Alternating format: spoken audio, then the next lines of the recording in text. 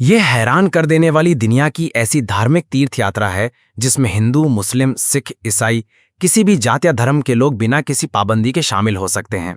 हज में जाने के लिए मुस्लिम होना जरूरी, कांवड़ यात्रा में शामिल होने के लिए हिंदू होना जरूरी, कुंभ मेले में जाने के लिए भी हिंदू होना जरूरी। लेकिन ये इकलौती ऐसी धार्मिक यात्रा है जिसमें 105 देशों से लोग एक साथ इकट्ठा होते हैं। सबसे अद्भुत बात यह है कि इतनी भीड़ होने के बावजूद ना चोरी होती है, ना कोई घटना, ना भगदड़। यहाँ हर तरफ अमन, मोहब्बत और इंसानियत की मिसाल देखने को मिलती है। ये चमत्कारिक पदयात्रा होती है इराक के करबला में और इसे कहते हैं अरबईन। हर साल 2 से 3 करोड़ लोग सैकड़ों किलोमीटर पैदल सफर करते हैं और रास्ते में उन्हें दुनिया की सबसे महंगी डिश से लेकर साधारण खाना, पानी, रहना, इलाज सब कुछ बिल्कुल मुफ्त मिलता है। ये सिर्फ एक धार्मिक यात्रा नहीं बल्कि इंसानियत का सबसे बड़ा उत्सव है। कल्पना कीजिए एक ऐसी दुनिया जहां सीमाएं मिट जाती हैं, जहां धर्म की दीवारें गिर जाती हैं और जहां हर इंसान सिर्फ इंसान होता है। अरबईन यात्रा वो जगह है जहां यह सपना हकीकत बन जाता है। यहाँ हिंदू पंडित अपनी पगड़ी पहने चलते हैं, सिख भाई अपनी किरपान के साथ कदम मिलाते हैं, ईसाई पादरी क्रॉस थामे आगे बढ़ते हैं और मुस्लिम, नास्तिक, यहूदी सब एक साथ एक ही धुन में इमाम हुसैन की याद में पैदल चलते हैं। ये यात्रा सिर्फ एक पदयात्रा नहीं है, ये इंसानियत की जीत है जहां 105 से ज्यादा देशों के लोग अलग अलग भाषाओं, संस्कृतियों और विश्वासों के बावजूद एक हो जाते हैं। दुनिया के बाकी तीर्थस्थलों पर जहां प्रवेश के लिए धर्म की जांच होती है, वहां अरबईन सबके लिए खुला है, जैसे स्वर्ग के द्वार जो हर प्राणी के लिए खुले हों। और सबसे हैरान करने वाली बात, इतनी विशाल भीड़, 2 से 3 करोड़ लोग जो अगर एक लाइन में खड़े हो जाएं तो पृथ्वी को कई बार लपेट लें, लेकिन यहां कभी चोरी नहीं होती, कभी लूट नहीं, कभी झगड़ा नहीं। जहां दुनिया की अन्य रैलियों या मेलों में हजारों की भीड़ में ही भगदड़ मच जाती है, वहां करोड़ों की भीड़ में शांति का समंदर बहता है। कोई अपना पर्स गिरा दे तो लोग उसे उठाकर लौटा देते हैं, कोई थक जाए तो अजनबी उसे कंधा दे देते हैं। ये यात्रा इंसानियत की उस ऊंचाई को छूती है जहां नफरत की कोई जगह नहीं, सिर्फ प्यार और करुणा का राज है। इराक, जो दुनिया की नजरों में युद्ध और तबाही का प्रतीक है, यहां इंसानियत का स्वर्ग बन जाता है। करबला की धरती, जहां 1400 साल पहले खून बहा था, आज मोहब्बत की नदियां बहाती है। अरबईन, 40वां दिन, इमाम हुसैन की शहादत के 40 दिन बाद, जब दुनिया भर से लोग इकट्ठा होकर उनकी याद में रोते हैं और चलते हैं। ये यात्रा सिर्फ पैदल चलना नहीं है, ये एक क्रांति है, एक आंदोलन है जो बताता है कि इंसानियत अभी जिंदा है। हर साल 2024 में तो 21 मिलियन से ज्यादा लोग शामिल हुए और 2025 में अनुमान है 25 मिलियन तक पहुंच जाएगी। ये संख्या इतनी बड़ी है कि हज, कुंभ मेला या किसी भी विश्व कप को पीछे छोड़ देती है।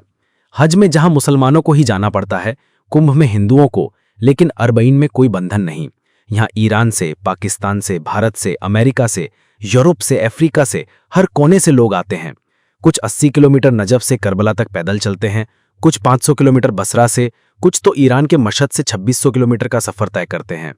ये पैदल यात्रा इतनी लंबी है कि पैरों में छाले पड़ जाते हैं, धूप में शरीर जल जाता है, लेकिन दिल में जो सुकून मिलता है वो दुनिया की कोई दौलत नहीं दे सकती। अब सोचिए इतने लंबे सफर में क्या होता है। रास्ते में हजारों नहीं, लाखों मवाकिब सेवा के तंबू लगे होते हैं। ये तंबू स्थानीय लोग लगाते हैं जो साल भर कमाई का बड़ा हिस्सा इसी में खर्च करते हैं। यहाँ खाना मुफ्त, पानी मुफ्त, चाय मुफ्त, शरबत मुफ्त, यहाँ तक कि दुनिया की सबसे महंगी डिशेस, बिरयानी, कबाब, तंदूरी, अरबी व्यंजन सब मुफ्त।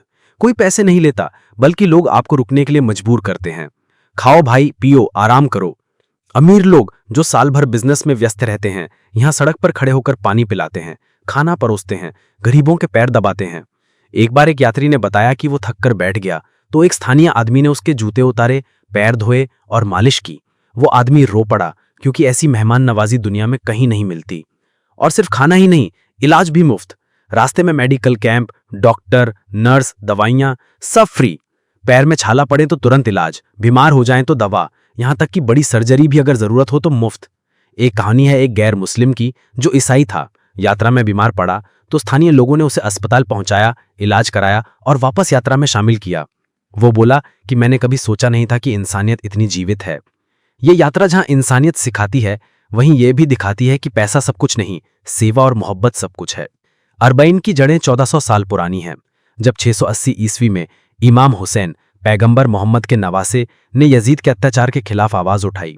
करबला के मैदान में उन्होंने अपने परिवार और 72 साथियों के साथ शहादत दी। पानी तक न दिया गया, लेकिन उन्होंने झुकना नहीं सीखा। उनकी बहन ज़ैनब ने इस कहानी को दुनिया तक पहुंचाया और आज अरबईन उस बलिदान की याद है।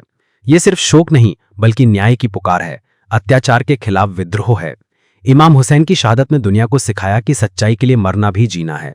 और आज ये यात्रा उस संदेश को जीवित रखती है, जहां लोग पैदल चलकर कहते हैं, हम हुसैन के साथ हैं। यात्रा के दौरान जो नज़ारे देखने को मिलते हैं वो चमत्कार से कम नहीं। लाखों लोग काले झंडे लेकर चलते हैं, मातम करते हैं, नौहे पढ़ते हैं। रात में ठंड, दिन में गर्मी, लेकिन कोई शिकायत नहीं। एक बार एक विकलांग व्यक्ति को देखा गया जो व्हीलचेयर पर 80 किलोमीटर का सफर तय कर रहा था और लोग उसे धक्का दे रहे थे। बच्चे पानी बांटते हैं, बूढ़े दुआएं देते हैं। यहाँ कोई अमीर गरीब नहीं, सब बराबर। एक करोड़पति गरीब को खाना परोसता है, एक मजदूर अमीर के पैर दबाता है। ये समानता की मिसाल है, जहां समाज की सारी दीवारें गिर जाती हैं। और सुरक्षा, जहां दुनिया में करोड़ों की भीड़ में अराजकता मच जाती है, वहां यहां सब शांत।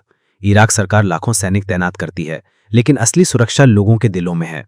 आतंकी हमलों की कोशिश हुई, लेकिन लोगों का हौसला नहीं टूटा। 2012 में बम धमाके हुए, लेकिन अगले साल और ज्यादा लोग आए। ये डर पर जीत है, नफरत पर मोहब्बत की जीत है।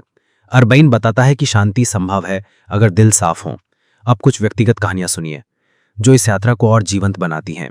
एक कोलंबियाई महिला लिजिथ डियाज, जो मुस्लिम नहीं थी लेकिन यात्रा में शामिल हुई, वो कहती है, मैंने कभी इतनी ऊर्जा महसूस नहीं की। शरीर थकता है लेकिन आत्मा उड़ती है। एक अन्य कनीज फातिमा अलवी, जो गर्मी में चली, बोली कि गर्मी 45 डिग्री थी लेकिन दिल में ठंडक थी। एक क्रिश्चियन ग्रुप ने कहा कि हमने कभी ऐसी निस्वार्थ सेवा नहीं देखी। एक हिंदू पंडित ने बताया कि वो इमाम हुसैन के बलिदान से प्रेरित होकर आया और यहां उसे घर जैसा लगा। ये कहानियां बताती हैं कि अरबईन धर्मों की सीमाओं से परे हैं।